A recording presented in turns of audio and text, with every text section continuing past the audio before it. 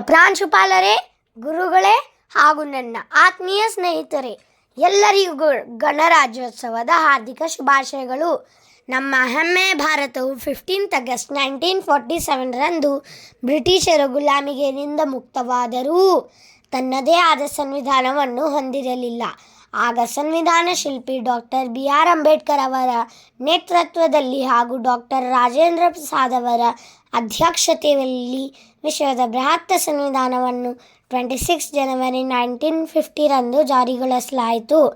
ಅಂದಿನಿಂದ ಭಾರತವು ಸಾರ್ವಭೌಮ ಜಾತ್ಯತೀತ ಗಣರಾಜ್ಯವೆಂದು ಘೋಷಿಸಲಾಯಿತು. ಅಮೆರಿಕಾದ ಮಾಜಿ ಅಧ್ಯಕ್ಷ ಅಬ್ರಹಾಂ ಲಿಂಕನ್ ಅವರ ಹೇಳಿದಂತೆ, democracy is the government of the people, by the people and for the people. ಅಂದರೆ ಪ್ರಜೆಗಳಿಂದ ಪ್ರಜೆಗಳಿಗಾಗಿ ಪ್ರಜೆಗಳಿಗೋಸ್ಕರ ರಚಿತವಾದ ಸರ್ಕಾರ. ಇಲ್ಲಿ ಪ್ರಜೆಗಳೇ ಪ್ರಭುಗಳು, ಜನರೇ ಜನಾರ್ದನರು. ಇಂತಹ ಅಸಾಮಾನ್ಯ ಶಕ್ತಿ ಹೊಂದಿರುವ ನಾವೆಲ್ಲ ಈ ದೇಶದ ಅಭಿವೃದ್ಧಿಗಾಗಿ, ಉಜ್ವಲ ಭವಿಷ್ಯಕ್ಕಾಗಿ ಶ್ರಮಿಸಬೇಕು. ಪ್ರತಿಯೊಬ್ಬ ನಾಗರಿಕನು ತನ್ನ ಜವಾಬ್ದಾರಿಯನ್ನು ಅರಿತು ನಮ್ಮ ಭಾರತವನ್ನು ವಿಶ್ವದಲ್ಲಿಯೇ ಶ್ರೇಷ್ಠ ರಾಷ್ಟ್ರವನ್ನಾಗಲಿಸ ಪಣ ತೊಡಬೇಕು. ಸ್ನೇಹಿತರೆ, ಭಾರತಕ್ಕೆ ಸಂವಿಧಾನ ಬಹುದೊಡ್ಡ ಬಲ.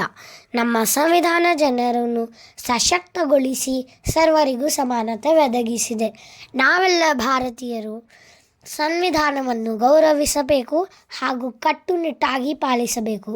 ನಮ್ಮ ದೇಶದ ಅಖಂಡತೆಯನ್ನು ಉಳಿಸಿ ಬಳಸಿಕೊಂಡು ಹೋಗುವುದು ನಮ್ಮೆಲ್ಲರ ಆದ್ಯ ಕರ್ತವ್ಯ.